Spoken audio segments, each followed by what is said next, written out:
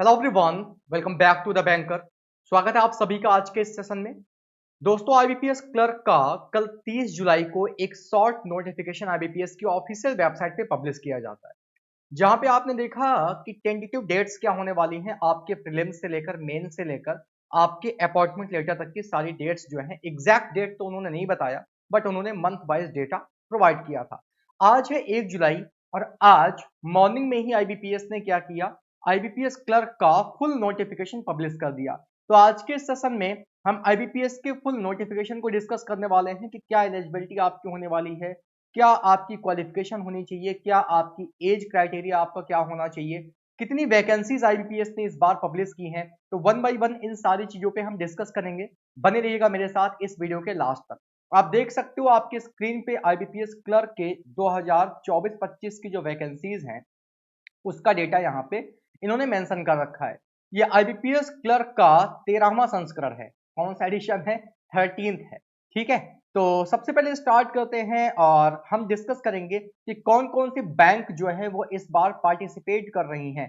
तो participating banks पे अगर चलेंगे तो यहाँ पे दोस्तों आपको एक एक करके सारी बैंक्स के नाम इन्होंने बता रखे हैं। बैंक ऑफ बड़ौदा में वैकेंसीज हैं, bank of India, bank of Maharashtra, Canara bank, central bank of India, Indian bank, Indian overseas bank, Punjab national bank, Punjab and Sindh bank, UCO bank and union bank of India. ये इतनी बैंक हैं जो इस बार क्या कर रही हैं, पार्टिसिपेट कर रही हैं। इसके बाद दोस्तों अगर टेंटेटिव शेड्यूल की बात करें तो ये मैं कल आपको ऑलरेडी बता चुका था, लेकिन फिर से बता देता हूँ। आपके फॉर्म फिल करने की जो डेट है वो आज 1 जुलाई से स्टार्ट हो रही है। 21 जुलाई तक आप इस फॉर्म को फिल कर सकते हो। पेमेंट करने की भी डेट जो है वो भी आपकी 1 जुलाई से 21 जुलाई तक ही है। कॉल लेटर जो आपके प्री एग्जाम ट्रेनिंग के डाउनलोड होंगे वो अगस्त में ही होंगे और अगस्त में ही आपकी प्री एग्जाम ट्रेनिंग भी कंडक्ट करवा दी जाएगी। कॉल लेटर जो आपके होंगे मतलब एडमिट कार्ड जो होंगे प्रीलिम्स के एग्जाम के, वो आपके अगस्त 2023 में ही डाउनलोड हो जाएंगे। एग्जाम जो आपका प्रीलिम्स का होगा वो अगस्त के लास्ट वीक या सितंबर के फर्स्ट वीक में होगा। ऑनलाइन प्रीलिम्स एग्जाम का जो रिजल्ट है वो आपके सितंबर के लास्ट वीक या अक्टूबर के फर्स्ट वीक में आएगा। Download call letter for mains exam का कॉल लेटर आप सितंबर के लास्ट वीक या अक्टूबर के फर्स्ट वीक में डाउनलोड कर सकते हो। और मेंस का जो एग्जाम है वो आपका अक्टूबर में कंडक्ट कराया जाएगा। जो आपका प्रोविजनल अलॉटमेंट होगा वो अप्रैल 2024 में होगा। ये तो बात थी दोस्तों टेंटेटिव डेट्स की। इसके बाद अगर हम बात करेंगे एलिजिबिलिटी क्राइटेरिया की, तो एलिजिबिलिटी क्राइटेरिया आप सबको पता है।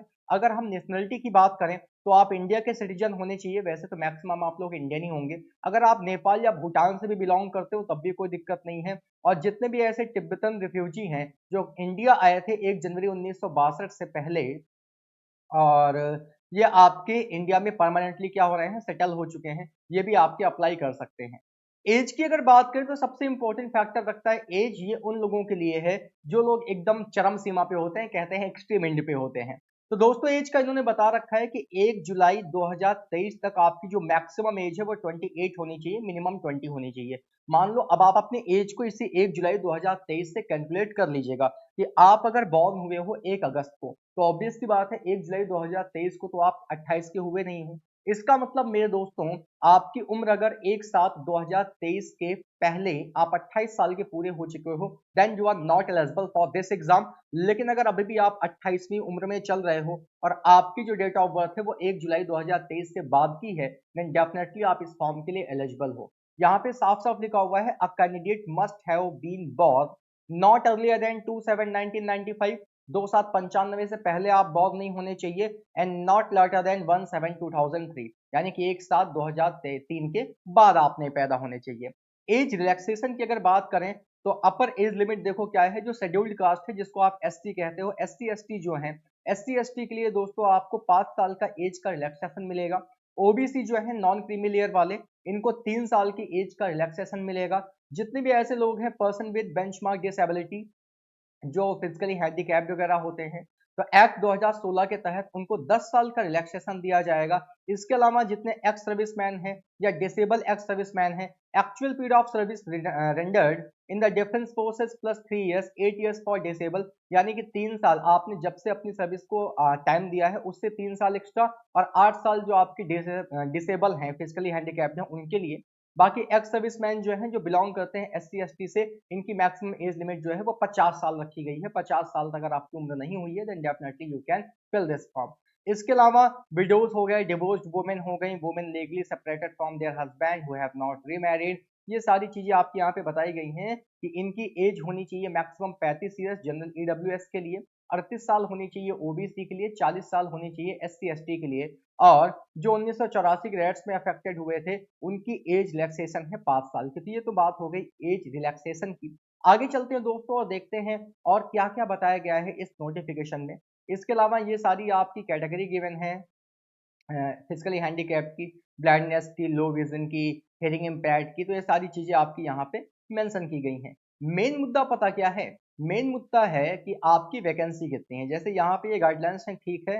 इसके अलावा ईडब्ल्यूएस वाला जरा मुद्दा देख लो। बहुत लोगों को ऐसा लगता है कि सर ईडब्ल्यूएस का क्या कैसे क्या होना चाहिए। देखो एक चीज मैं आपको बता दूं, ईडब्ल्यूएस जो है वो कंप्लीट फाइनेंशियल ईयर का बनता है। ऐसा बिल्कुल भी नहीं है कि ईडब्ल्यूएस आपका किसी एक डेट से मैटर करता है, और ना ही कभी आपने देखा होगा कि नोटिफिकेशन पे आपको कोई डेट मेंशन करके दी जाती है।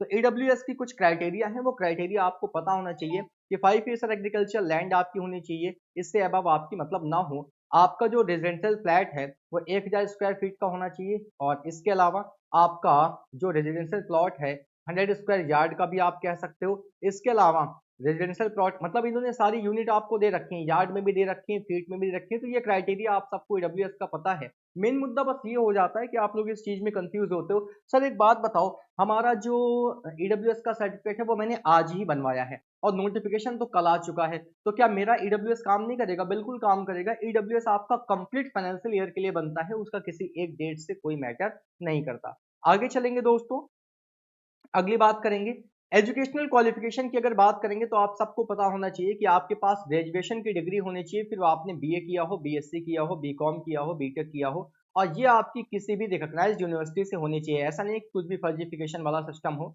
तो आपके पास ग्रेजुएशन डिग्री होनी चाहिए, उस ग्रेजुएशन डिग्री में आपके पास वैलिड मार्कशीट होनी चाहिए, डिग्री सर्टिफिकेट होना चाहिए, और जिस दिन आपने ग्रेजुएशन कंप्लीट किया है ये चीज ध्यान रखना, यहाँ पे वो चीज मैटर करती है कि वो डेट आपकी नोटिफिकेशन के डेट के पहले का होना चाहिए। आप अगर फाइनल ईयर में भी हो और आपका रिजल्ट आज आया है, नोटिफिकेशन कल पब्लिश हो चुका है, देन डेफिनेटली आपको प्रॉब्लम होनी चाहिए। इसके अलावा आपको कंप्यूटर की प्रोफिशिएंसी का नॉलेज होना चाहिए, कंप्यूटर ऑपरेशन का नॉलेज होना चाहिए। इसके अलावा आपको लोकल लैंग्वेज का नॉलेज होना चाहिए। ये सारी चीजें आपको यहाँ पे इन्होंने बता रखी हैं। ठीक है, जो भी आपके हाई स्कूल और कॉलेज इंस्टीट्यूट में आपने लैंग्वेजेस रीड की हैं वहां पे आपका लोकल लैंग्वेज भी होनी चाहिए, ये चीज आपको ध्यान रखना होगा।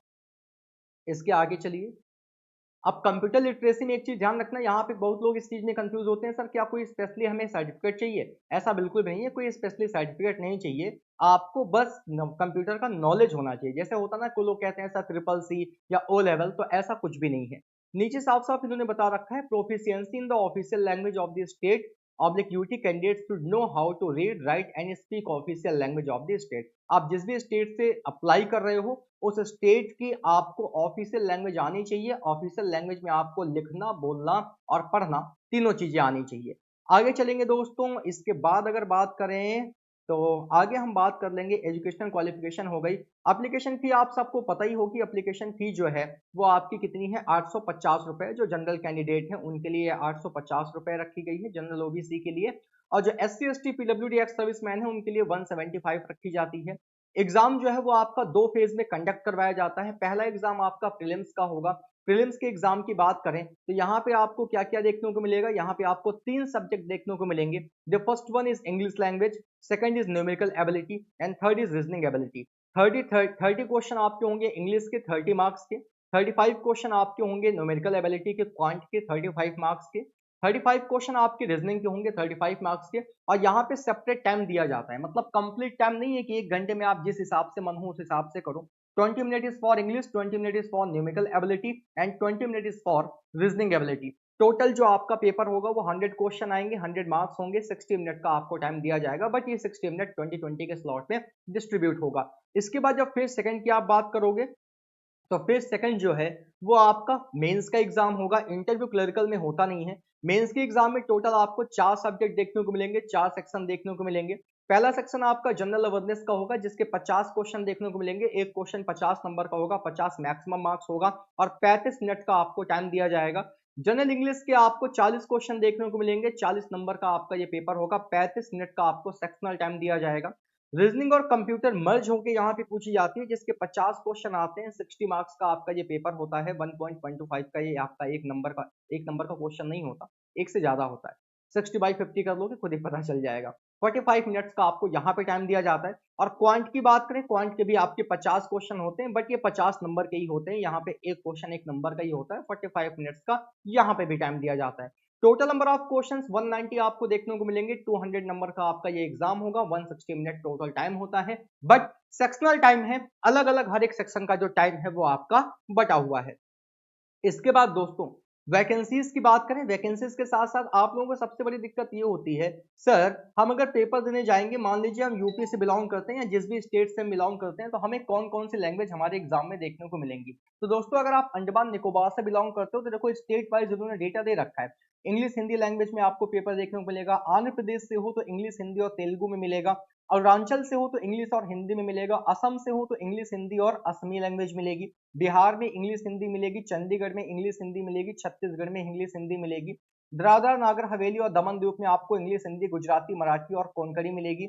दिल्ली में आपको इंग्लिश हिंदी मिलेगी। इंग्लिश हिंदी कोंकणी आपको गोवा में मिलेगी। इंग्लिश हिंदी गुजराती आपको गुजरात में मिलेगी। इंग्लिश हिंदी हरियाणा में मिलेगी। इंग्लिश हिंदी हिमाचल, इंग्लिश हिंदी उर्दू जम्मू कश्मीर में, झारखंड में इंग्लिश हिंदी कन्नड़ और कोंकणी कर्नाटक, केरला में इंग्लिश हिंदी मलयालम मिलेगी। इंग्लिश हिंदी लद्दाख में मिलेगी। इसके अलावा आप देख सकते हो मतलब सारे जितने भी स्टेट हैं, कौन से स्टेट में आपको किस लैंग्वेज में पेपर का मीडियम देखने को मिलेगा, वो सारा डेटा इन्होंने यहाँ पे आपको बता रखा है। यूपी में इंग्लिश हिंदी और उर्दू आपका रहता है। बिहार की बात करें इंग्लिश हिंदी रहने वाली है। राजस्थान की बात करें तो ये सारा डेटा आपको यहाँ पे इन्होंने बता रखा है। वेस्ट बंगाल इंग्लिश हिंदी बंगाली मिलेगी। उत्तराखंड में इंग्लिश हिंदी मिलने वाली है। इंग्लिश हिंदी बंगाली आपको त्रिपुरा में मिलेगी। इंग्लिश हिंदी तेलुगु उर्दू आपको तेलंगाना में मिलेगी। तो जब आप एग्जाम देने जाओगे ना, तो वहां पे आपको अपने डिफॉल्ट लैंग्वेज जो है वो सेलेक्ट करना पड़ेगा कि किस लैंग्वेज में आप एग्जाम देना चाहते हो। आगे चलेंगे दोस्तों, और अब हम बात कर लेते हैं किसकी, आगे चलते हैं। स्ट्रक्चर ऑफ एग्जामिनेशन हमने देख लिया। पेनाल्टी ऑफ रॉन्ग आंसर्स, अगर कोई नया है तो उसको मैं बता दूं कि आपकी 1/4 जो है वो पेनाल्टी लगती है। नेगेटिव मार्किंग आपकी होती है।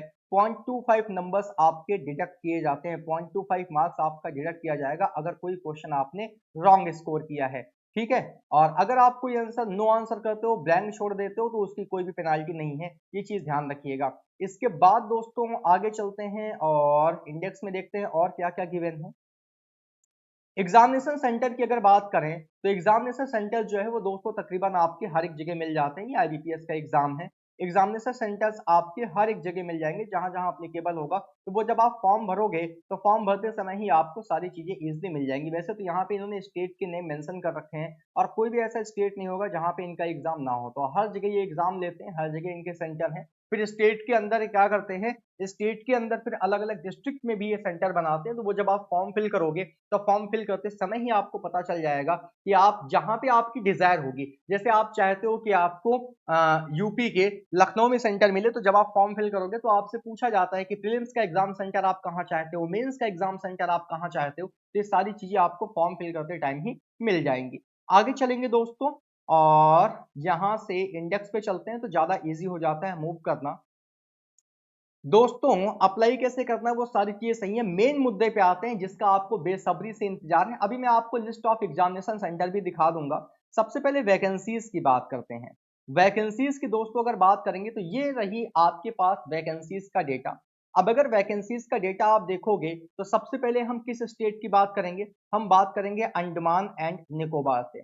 आप देख सकते हो अंडमान निकोबार में कहीं कोई वैकेंसी आपको देखने को नहीं मिल रही है। 000 या तो फिर नॉट अप्लीकेबल, 000 या तो नॉट अप्लीकेबल। कई सारी बैंकों ने तो वहां पे अपनी वैकेंसी ही नहीं निकाली है, और जिन्होंने निकाली भी है, पार्टिसिपेट भी किया है, अंडमान निकोबार में 0 वैकेंसी है। तो अगर कोई ऐसा मेरा दोस्त है जो अंडमान निकोबार से इस वीडियो को देख रहा है, तो आपके लिए क्या है ऑप्शन, आप किसी अदर स्टेट से अप्लाई करिए। बाकी ये टेंटेटिव वैकेंसीज हैं, ये अभी बढ़ भी सकती हैं, ठीक है, इंडिकेट ऐसा आपको किया गया है। इसके अलावा दोस्तों अगर हम आंध्रा की बात करेंगे तो आंध्र प्रदेश से जो टोटल वैकेंसीज इस बार देखने को मिल रही हैं वो 77 है। आंध्र प्रदेश से बात करें, और ये 77 वैकेंसीज आपको जो मैं बता रहा हूं ये general, OBC, SC, ST, EWS सारी कैटेगरीज के मिला के बता रहा हूं। अगर कोई ऐसा है जो अरुणाचल वाला है, तो अरुणाचल वाले मिले भाई, आपकी स्टेट से वैकेंसी आई है 6, इसके अलावा अगर हम आगे चलें, असम से अगर कोई इस वीडियो को देख रहा है तो असम से टोटल वैकेंसीज हैं आपकी 77। इसके अलावा अगर कोई ऐसा है जो बिहार से है तो बिहार में दोस्तों टोटल वैकेंसीज हैं आपकी 210। नेक्स्ट पे मूव करेंगे, चंडीगढ़ की बात करेंगे। चंडीगढ़ में टोटल वैकेंसीज आपकी पब्लिश हुई हैं 6। चंडीगढ़ अभी तक तो सबसे ज्यादा बिहार में ही मिला। छत्तीसगढ़ की बात करेंगे, छत्तीसगढ़ की टोटल वैकेंसीज हैं 84। छत्तीसगढ़ के बाद अगर हम बात करेंगे दादरा नगर हवेली दमन द्वीप की, तो यहाँ से टोटल वैकेंसीज आपको 8 देखने को मिलेंगी। दिल्ली की अगर बात करेंगे तो दिल्ली में ठीक ठाक वैकेंसीज आपको देखने को मिल सकती हैं, जैसा कि आप देख सकते हो 234 वैकेंसी हैं। गोवा की बात करेंगे, गोवा में टोटल आपके 36 वैकेंसीज हैं। गुजरात की बात करेंगे, गुजरात की टोटल 239 वैकेंसीज हैं, ठीक वैकेंसी हैं। इसके अलावा चलेंगे हरियाणा की बात करेंगे, हरियाणा में आपकी टोटल 82 वैकेंसीज हैं, सॉरी 174 वैकेंसीज हैं। हरियाणा के बाद अगर बात करेंगे हिमाचल प्रदेश की, टोटल आपकी 81 वैकेंसीज हैं एचपी से। जम्मू कश्मीर की अगर बात करेंगे, जम्मू कश्मीर में टोटल आपकी 14th वैकेंसी आई है, 14 वैकेंसी हैं। जम्मू कश्मीर के बाद अगर हम बात करेंगे झारखंड की, तो झारखंड से मेरे दोस्तों आपको 52 वैकेंसीज देखने को मिलेंगी। कर्नाटका की बात करेंगे, कर्नाटका से आपको टोटल 88 वैकेंसीज देखने को मिलेंगी। कर्नाटका के बाद अगर आप देखो तो नीचे केरला की बात हो रही है, केरला की टोटल वैकेंसीज हैं आपकी 52। केरला से आपको टोटल 52 वैकेंसीज देखने को मिलेंगी। ये मैं इसलिए बोल दे रहा हूँ कि कोई जिस भी स्टेट से जो भी लोग हैं वो अपना अपना देख लें। लद्दाख आपका नील है, लद्दाख से कोई वैकेंसी नहीं है, ना ही अंडमान निकोबार से कोई वैकेंसी है।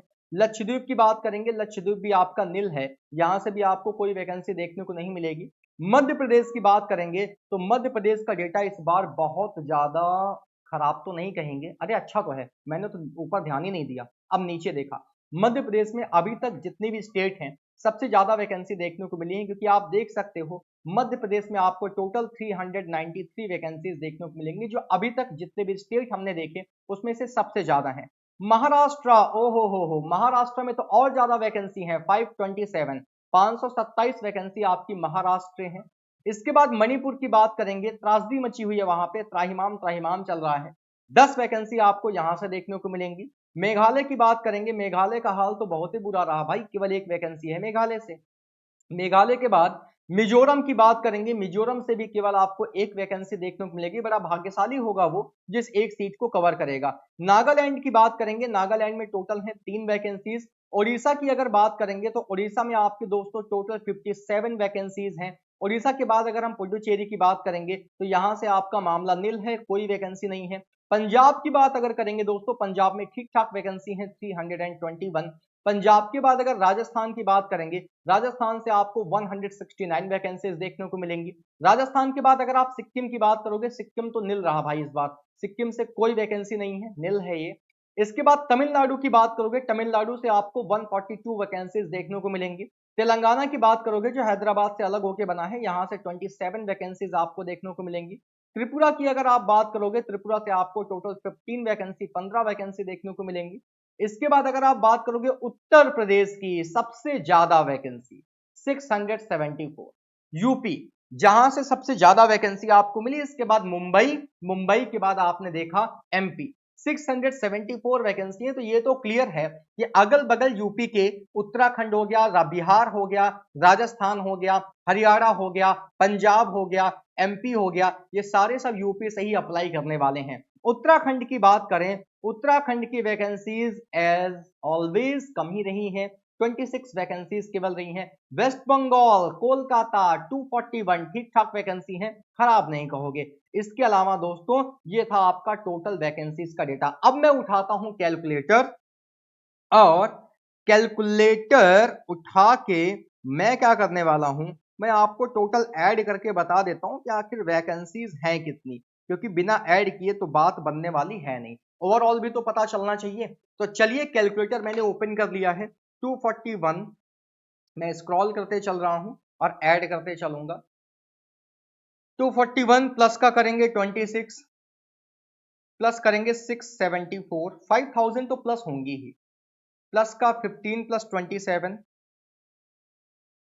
प्लस इसके बाद चलेंगे 142, 169, 142, 169, इसके बाद 321, 57, 321, 57, इसके बाद 3 और 1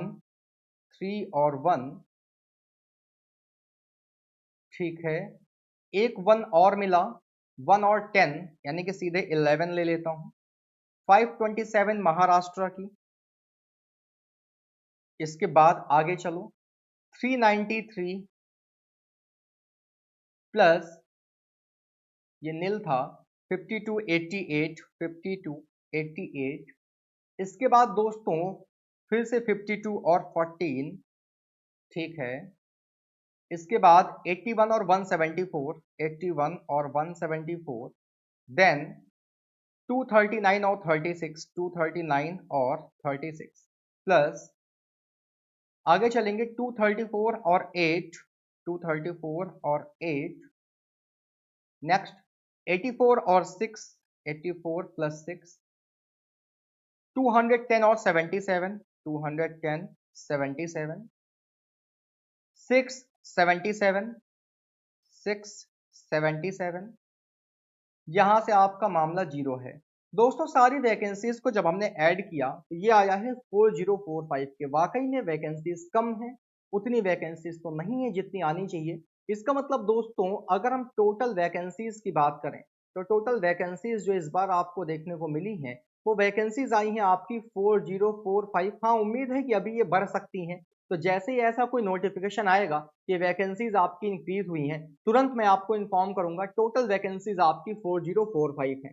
अब वैकेंसीज के बाद दोस्तों अगर हम बात करें कि भाई सेंटर हमें कहाँ कहाँ मिलने वाला है, तो मैंने आपसे बता रखा है कि हर एक स्टेट में आपको सेंटर देखने को मिलेगा। लेकिन फिर भी अगर आप जानना चाहते हो कि आपकी स्टेट में भी कौन कौन सी सिटी ऐसी हैं जहां पे सेंटर हैं, तो वो भी मैं आपको दिखा देता हूं। जस्ट अ मिनट वेट करिएगा। लिस्ट ऑफ एग्जामिनेशन सेंटर में आ जाओ। ये देखो आपके सामने पूरे स्टेट हैं और कौन से स्टेट में कहां पे सेंटर बनने वाले हैं। वो चाहे आंध्र प्रदेश हो, वो चाहे अंडमान निकोबार हो, वो चाहे अरुणाचल, असम, बिहार, चंडीगढ़, छत्तीसगढ़, दादरा नागर हवेली, दिल्ली, हर एक जगह आपको इन्होंने बता रखा है। गोवा, गुजरात, हरियाणा। तो आपको ये नोटिफिकेशन का पीडीएफ आपके टेलीग्राम चैनल पे मिल जाएगा। इस डिस्क्रिप्शन पे जाइएगा, इस वीडियो के डिस्क्रिप्शन के लिंक में आपको टेलीग्राम चैनल दिया हुआ है, तो वहां पे मैं अभी इस पूरे नोटिफिकेशन को सेंड कर दूंगा, पूरे पीडीएफ को। तो आप देख सकते हो आपके स्टेट में भी जैसे सबसे ज्यादा सेंटर जो बनते हैं वो बनते हैं उत्तर प्रदेश में।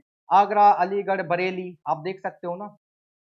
गाजियाबाद, गोरखपुर, झांसी, कानपुर, लखनऊ, मथुरा, मेरठ, मुरादाबाद, मुजफ्फरनगर, ग्रेटर नोएडा, नोएडा, प्रयागराज, सीतापुर, वाराणसी, ये आपके अलग अलग सेंटर हैं। सबसे ज्यादा आपको यहीं से देखने को मिलेंगे। तो ये पीडीएफ मैं आपको प्रॉपर सेंड कर दूंगा आपके टेलीग्राम चैनल पे। दोस्तों मेन क्या होता है किसी भी नोटिफिकेशन पे, मेन होता है कितनी वैकेंसीज आई हैं, कब से कब तक का आपके पास टाइम है फॉर्म वगैरह फिल करने का। इसके अलावा दोस्तों आपकी एलिजिबिलिटी क्या होनी चाहिए, एज में आपको रिलैक्सेशन क्या मिल रहा है, ये सारी चीजें यहाँ पे इंपॉर्टेंट हैं। तो दोस्तों लग जाइए। अगर अभी आपने नहीं स्टार्ट किया, ये सब बाद की बातें हैं कि सर वैकेंसी कम है, ये सब एक तरीके का एक्सक्यूज है। तो I don't want any excuse, मुझे कोई एक्सक्यूज नहीं चाहिए। आपको मेहनत करनी है, आपको लगना है, आपको एक सीट कवर करनी है। इन लाखों हजारों की भीड़ में आप अगर एक सही रास्ते पे चलोगे और बाकियों में भेड़ बकरी जैसे बन के नहीं चलोगे, उनसे कुछ अलग हटके चलोगे, देन डेफिनेटली आप एक सीट सिक्योर करोगे। आपको केवल एक सीट चाहिए, आपको दुनिया से मतलब नहीं है, हमें अपनी एक सीट से मतलब है। और जो मेहनत करेगा, जो सही डायरेक्शन पे मेहनत करेगा, वो डेफिनेटली इस सीट को सिक्योर करेगा। इस यूट्यूब चैनल पे दोस्तों इस जुलाई के मंथ में, इस जुलाई के मंथ में देखो अब आपके पास नए सिरे से पढ़ने का टाइम नहीं रह गया। जनवरी से अब तक चिल्लाता चला आ रहा हूं कि पढ़ लो पढ़ लो पढ़ लो। अब आपको केवल प्रैक्टिस और रिवीजन करना है, एग्जाम वाली अप्रोचेस सीखनी है। इस जुलाई में आपको इसी यूट्यूब चैनल पे मैं 10 मॉक टेस्ट करवाने वाला हूं। किसके? 10 मॉक टेस्ट मैं करवाने वाला हूं आपको आईबीपीएस क्लर्क के। आईबीपीएस क्लर्क के मैं आपको 10 मॉक टेस्ट करवाने वाला हूं। और 10 मॉक टेस्ट मैं आपको करवाने वाला हूं किसके? 10 मॉक टेस्ट आपको मैं करवाने वाला हूं आईबीपीएस आरआरबी के, और आरआरबी क्लर्क और पीओ दोनों के। तो आपको टोटल 20 क्लासेस इसी यूट्यूब चैनल पे मैं डिलीवर करने वाला हूं। सब्सक्राइब कर लीजिएगा अगर आप चैनल पे नए हैं, पहली बार वीडियो को देख रहे हैं। इसके अलावा मेरी स्पेशल क्लास है जो कि बिल्कुल फ्री है। स्पेशल क्लास पे भी आपको मैं 30 क्लासेस डिलीवर करूंगा जो कि आपकी पूरी तरीके से एग्जाम ओरिएंटेड होंगी, इन्हीं एग्जाम्स को लेते हुए। और अगर आप अभी भी चाहते हो कि सर चलो ये एग्जाम्स के लिए तो हम अपने आप को प्रिपेयर नहीं कर पाए हैं, हम एक काम करते हैं, अभी हमारे पास एसबीआई है, अभी हमारे पास आईबीपीएस पीओ है, अभी हमारे पास आरबीआई है। अगर आप चाहते हो इन एग्जाम्स के लिए आपकी प्रॉपर प्रिपरेशन हो तो दोस्तों ज्वाइन करिए अनअकैडमी प्लस। अनअकैडमी प्लस को ज्वाइन करिए और प्लस पे आप आके कोई एक कोर्स परचेज करिए। कोर्स परचेज करके बैच को ज्वाइन करिए और बैच को ज्वाइन करके प्रॉपर वहां से अपनी प्रिपरेशन अभी स्टार्ट कर दीजिए। अभी भी अगर आपने स्टार्ट कर दिया तो अगस्त या सितंबर के मिड वीक तक आप पूरा सिलेबस खत्म कर लोगे। उसके बाद भी प्रिपेयर करके बाद वाले जो एग्जाम है उन पे आप अच्छा कर सकते हो। ये बात उन लोगों के लिए है जिन्होंने अभी तक स्टार्ट ही नहीं किया है और आपकी एलिजिबिलिटी है, आपकी एज है, आप क्वालिफाइड हो, सारी चीजें आपकी वेल एंड फाइन है। तो आपको ज्वाइन करना चाहिए अनअकैडमी प्लस। आज ही इनरोल करिए अपने आप को किसी बैच में और स्टार्ट हो जाइए। आलस, दुनियादारी, घूमना फिरना, नाते रिश्तेदार वो क्या कहेंगे, उनकी शादी है नहीं जाएंगे तो गुस्सा हो जाएंगे, मुंह बना लेंगे, बनाने दो। 3-4 महीने बनाने दो। जिस दिन तुम्हारे हाथ में नौकरी होगी वो सारे मुंह बनाने वाले रिश्तेदार तुम्हारे पास खुद चल के आएंगे। इसलिए अभी दुनिया की परवाह मत करो, अभी केवल अपनी परवाह करो, अपने फ्यूचर की चिंता करो। ठीक है, तो चलिए दोस्तों खत्म करते हैं इस वीडियो को यहीं पे। ये पीडीएफ आपको मिल जाएगी टेलीग्राम को। अगर आपने ज्वाइन नहीं किया है तो टेलीग्राम के लिंक आपको डिस्क्रिप्शन पे गिवन है, वहां से आप टेलीग्राम को ज्वाइन कर सकते हो। टेक केयर एवरीवन, अपना ख्याल रखिए। Have a good day, bye bye.